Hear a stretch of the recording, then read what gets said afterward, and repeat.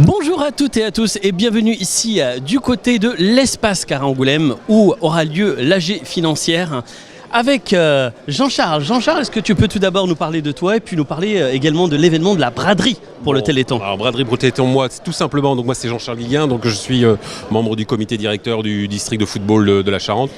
Le district de la Charente avait été sollicité par la Ligue de football Nouvelle-Aquitaine étant donné que l'organisation de cette assemblée générale financière était sur notre terre charentaise, donc on s'est proposé pour filer un coup de main à la Ligue pour l'organisation de cette journée. Concernant la braderie, bon effectivement c'est une braderie qui a été montée à l'occasion du Téléthon, histoire de mélanger un petit peu le sportif et puis l'apport qu'on pourrait faire éventuellement au niveau du Téléthon pour aider les enfants qui sont malades.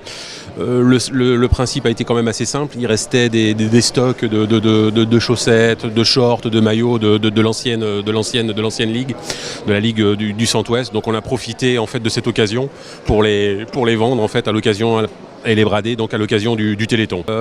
Comme on peut remarquer, c'est 5 euros le maillot.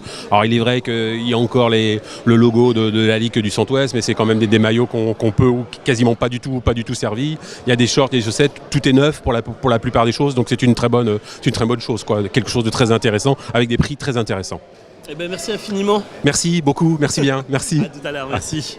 Et on continue, nous sommes actuellement dans l'enceinte de l'Espace Cara avec Timothée. Est-ce que tu peux nous dire un petit mot sur l'émargement, sur l'accueil des clubs, comment ça s'est passé, puis aussi te présenter Alors donc Timothée Johnson, conseiller juridique de la LFNA et membre de la commission régionale d'appel. L'émargement se déroule parfaitement. Les clubs donc s'inscrivent, émargent et tout à l'heure nous allons pouvoir savoir si le quorum est atteint pour démarrer l'Assemblée générale qui est prévue pour 10 heures.